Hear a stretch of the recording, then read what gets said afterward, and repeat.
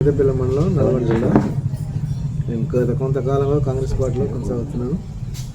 Congress party చాలా అభివృద్ధి దృక్పథాల్లో దూసుకుపోతుంది. 6 గ్యారెంటీలు కానివ్వండి, రైతు రుణమాఫీ కానివ్వండి, రైతు బంధు కానివ్వండి, దాంట్లో ముందుంది రాబోయే రోజుల్లో బడ్జెట్లో డబ్బులు కేటాయించి ముందుగా దానికి ప్రాధాన్యత ఇవ్వడానికి సుముఖంగా ఉన్నారు. కాబట్టి కాంగ్రెస్ పార్టీని ఆదరించి వచ్చే ఎలక్షన్లో భారీ మేయర్తోటి గెలిపేయాలని నేను కోరుకుంటున్నాను. ఇంకోటి ఏంటంటే బీజేపీకి టీఆర్ఎస్కి ఓటేస్తే బీజేపీకి ఓటేసినట్టే. టీఆర్ఎస్ మొత్తం బీజేపీకి మద్దతు ఇస్తుంది. రైతులకు ఏ ఒక్కటి కూడా బీజేపీ ప్రభుత్వం రైతులకు ఒక్కటి కూడా లాభం చేకూర్చలేదు. కాంగ్రెస్ పార్టీ రైతులకు లాభం కూర్చడమే కాకుండా రాబోయే రోజుల్లో శాస్త్రవేత్తల నుండి వంగడాలను అన్నీ ముందు తెచ్చిన ఘనత కాంగ్రెస్ పార్టీకే ఉంది. గత 10 సంవత్సరాలుగా బీజేపీ ప్రభుత్వం గవర్నమెంట్ వెళ్తే రైతులకు కనీసం మద్దతు ధరలు ప్రకటిస్తానని 10 సంవత్సరాల సంది వేధిస్తుంది తప్ప రైతులకు మద్దతు ధర కనీస మద్దతు ధరలో ఇప్పించడంలో ఫెయిల్యూర్ అయింది. రైతులను బీజేపీ ప్రభుత్వం చాలా ఘోరంగా వంచింది. దానికి మనం బీజేపీకి ఓటేస్తే చాలా ఘోరంగా మతతత్వ పార్టీలకు ఓటేసిన వాళ్ళం అవుతాం. కాబట్టి దయచేసి కార్యకర్తలందరూ ఇప్పుడు ప్రజలందరూ కాంగ్రెస్ పార్టీని భారీ మేయర్తోటి ఎంపీ సీట్లను 17కు 17 గెలిపించాలని నా యొక్క విన్నపము. వేముల వీరేశం ఆధ్వర్యంలో మేము భారీ మేజార్తోటి నగర్కల్ నియోజకవర్గంలో భారీ మేజార్తో గెలిపించామని ఇది. అయితే గత ప్రభుత్వంలో బీఆర్ఎస్ పార్టీలో ఉంటారు మీరు, ఆయన మీ గ్రామాన్ని ఎంతవరకు డెవలప్మెంట్ చేసుకోరు? టీఆర్ఎస్లో వాళ్ళు మా వేముల వీరేశాన్ని వేధించడం, కార్యకర్తలను వేధించడం తప్ప అభివృద్ధి శూన్యం. ఎంతసేపు ఉన్న వేముల వీరేశం వర్గాన్ని ఏం చేస్తారు వాళ్ళని ఉంచారు తప్పితే అభివృద్ధికి వస్తాకనే జీరో చేశారు. అభివృద్ధి శూన్యం.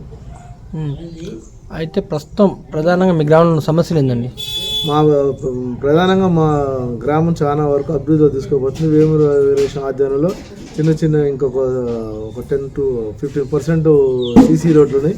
అవి ఈ 5 సంవత్సరాలు భారీ ఎత్తున సీసీ రోడ్లు వేయటం కానీ, ఏమైనా వాటర్ పైప్ లైన్ కానీ, ఏమైనా డ్రైనేజ్ లైన్లు కానీ భారీ ఎత్తున చేసేందుకు మేము సిద్ధంగా ఉన్నాం. మీ గ్రామానికి ప్రత్యేకంగా హామీలు ఇచ్చారా ఎమ్మెల్యే గారు? మా గ్రామానికి ప్రత్యేకంగా మూసి బ్రిడ్జ్ ఇచ్చారు. అది కంపల్సరీ ఒక 1 or 2 yearsలోనే కంపల్సరీ పూర్తి చేసేందుకు సిద్ధంగా ఉన్నాం.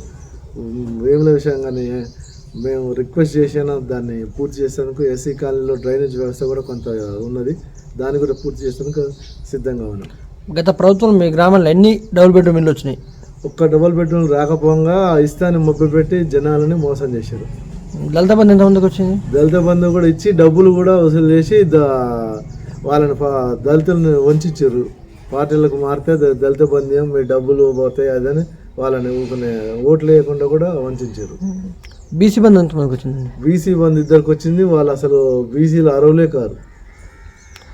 అయితే ఇప్పుడు కాంగ్రెస్ పార్టీలో ప్రజలందరికీ న్యాయం జరుగుతుంది అంటున్నారా మీరు? కాంగ్రెస్ పార్టీలో కంపల్సరీ బీదలకు డబుల్ బెడ్రూమ్ ఇల్లు కంపల్సరీ న్యాయం చేయాలనుకుంటున్నాం. ఆడ పార్టీలకు అతీతంగా బీద వాళ్ళని చూసి ఇళ్ళను కంపల్సరీ పెట్టాలని చూస్తున్నాం.